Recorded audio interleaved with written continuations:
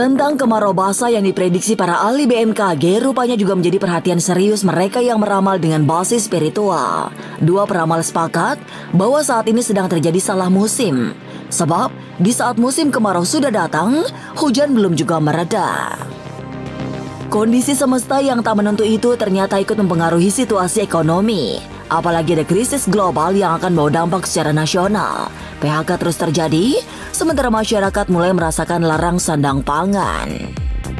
Tapi benarkah bencana-bencana besar juga tetap menjadi ancaman? Apa yang akan terjadi jika Gunung Krakatau meletus? Benarkah Pulau Jawa akan kembali terbelah? Lantas apa yang harus dilakukan di tengah gempuran bencana dan hantaman krisis ekonomi?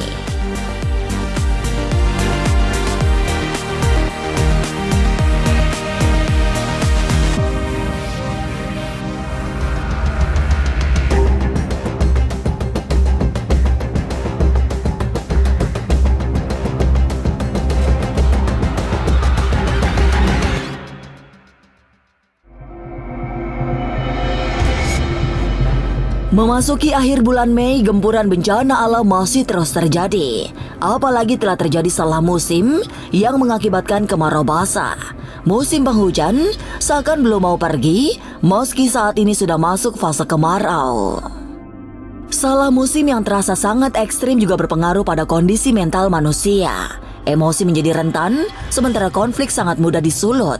Situasi semakin sulit karena himpitan ekonomi yang parah akibat terjadi krisis. Saat ini semua menjerit, sehingga jeritan itu ditangkap alam yang mengakibatkan banyak bencana. Tapi benarkah selain ancaman banjir di musim kemarau, gunung dan gempa juga tetap berbahaya? Mungkinkah anak Gunung Krakatau juga akan meletus? Lantas, apa yang harus dilakukan di tengah hantaman ekonomi dan ancaman bencana alam? Masa depan memang misterius dan penuh dengan tanda tanya. Tak usah menerka-nerka karena was-was akan menerawang kehidupan selebriti serta mengungkap asmara, karir, dan peruntungan.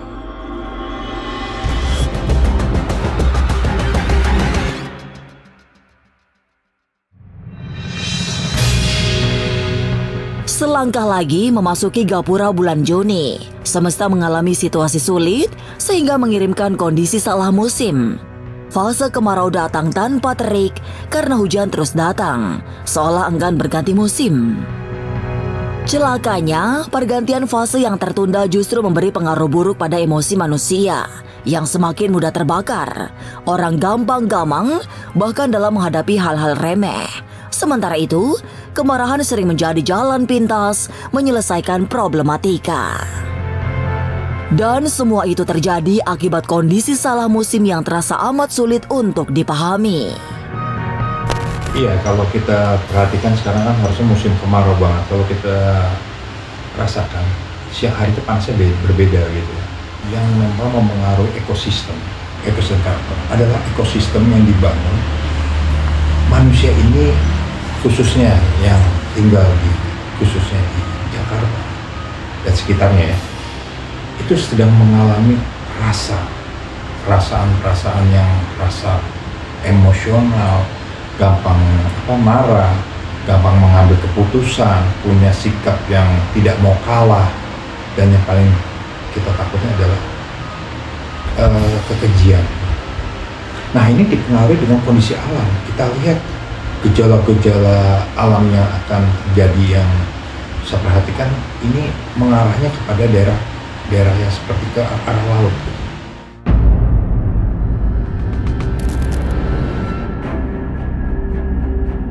Tidak hanya musim yang datang di waktu yang salah sehingga mengakibatkan banyak kesulitan.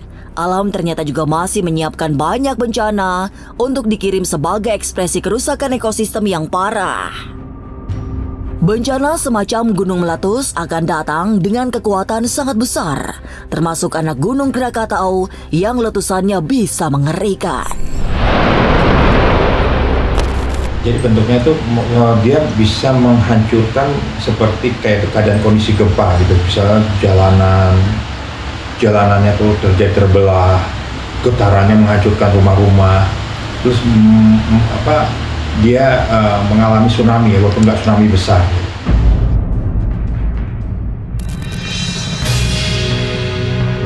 Gempa bumi yang sebuah keniscayaan juga masih memberi ancaman menakutkan. Beberapa daerah langganan gempa harus terus waspada karena gempa-gempa besar sangat mungkin terjadi. Masyarakat di sekitar Cianjur, Jawa Barat wajib berhati-hati serta menyiapkan diri menghadapi segala kemungkinan terburuk, sebab wilayah ini termasuk yang sangat rawan digempur oleh gempa besar. Daerah-daerah yang mungkin kita harus waspadai daerah Cianjur. Gempa itu Cianjur, sekitarnya, Garut, Sukabumi, udah itu 3 itu aja yang harus diperhatikan. Tapi kondisi-kondisi ini yang tidak terlepas antara gempa dan hujan banjir yang sifatnya tadi longsor ya, sifatnya longsor. Ini akan terjadi, insya Allah itu daerah-daerah ini daerah-daerah yang gersang. Jadi kalau gunung-gunungnya mungkin gersang, lalu daerahnya gampang yang pernah terjadi gempa, itu dia bukan gempa berarti tidak akan terjadi lagi, dia akan terjadi lagi.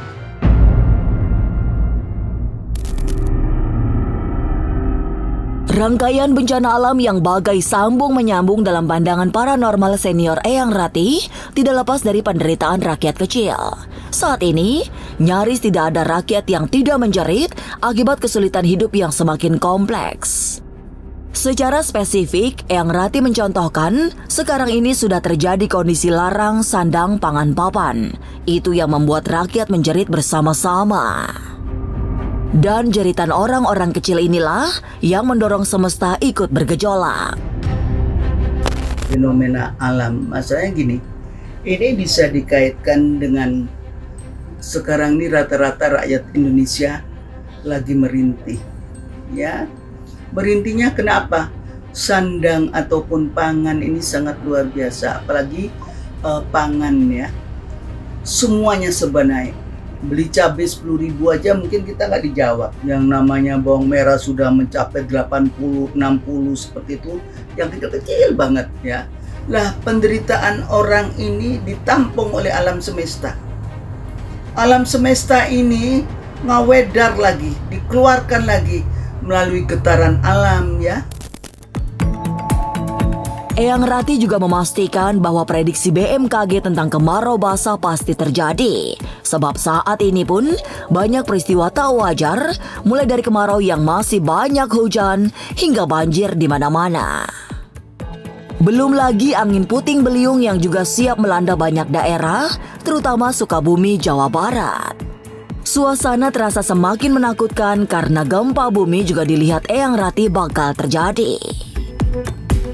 Bumi cukruk, jadi semua itu bergetar, termasuk fenomena alam yang tidak selaras, ya, tidak seperti biasanya, tidak wajar, ya.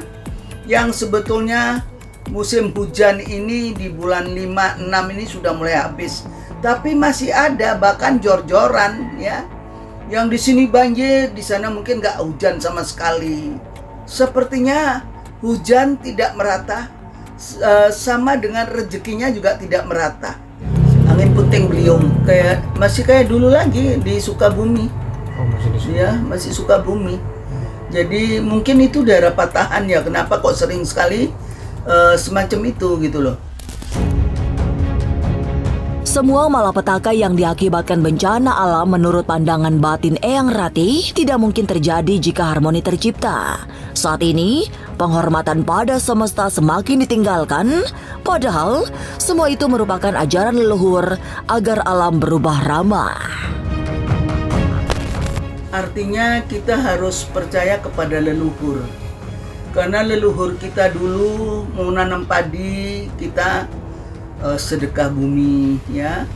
Mau apa, kita artinya ngatur tuning atau memberi penghormatan kepada para leluhur. Zaman sekarang ini dilupakan. Penghuni alam itu ada loh, jangan dibilang nggak ada. Orang rumah sepeta aja ada penghuninya kok. Apalagi laut samudra yang luas kayak begitu, ya. Jadi jangan dianggap enteng. Tapi benarkah kondisi akan semakin sulit karena terjadi krisis ekonomi? Jangan lupa saksikan Was-Was setiap Senin, Rabu, dan Sabtu. Jangan lupa komen, like, and subscribe. Saya Uya Kuya, penonton Was-Was.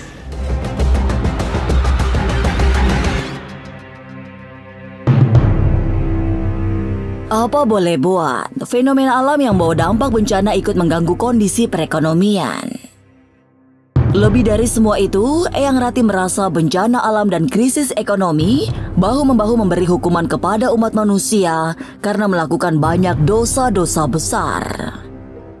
Akibat lanjutannya adalah kesulitan hidup dialami nyaris semua orang. Gelombang PHK seperti selalu gagal dihentikan sehingga berdampak pada kerawanan sosial.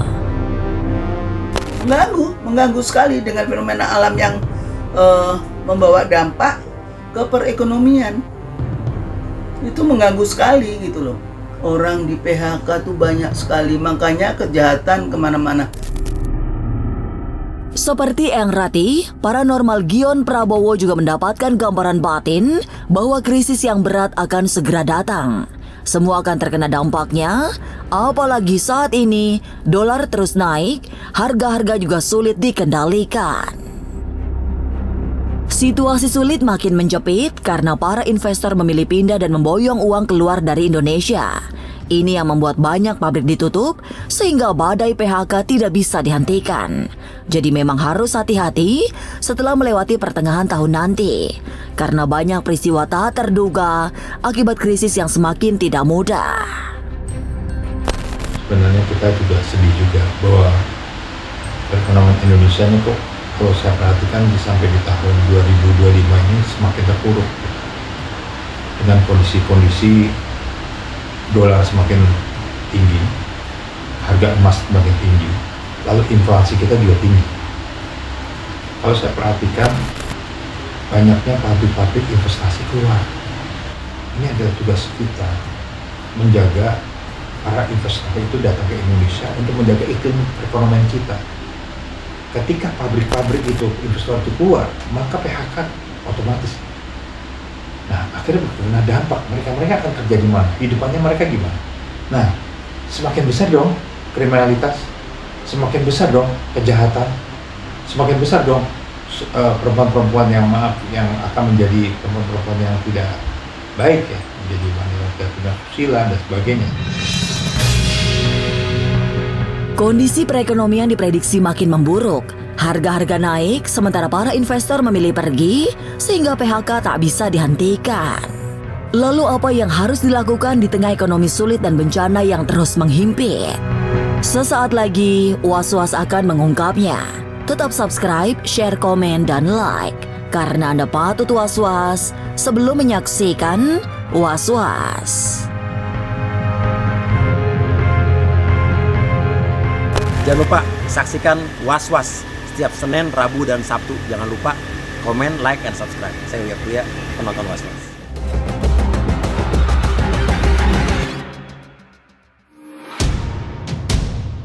Tahun 2025 memang terasa berat sejak awal. Hingga jelang pertengahan tahun, kondisinya semakin berat karena banyak problematika hidup yang tak mudah diatasi.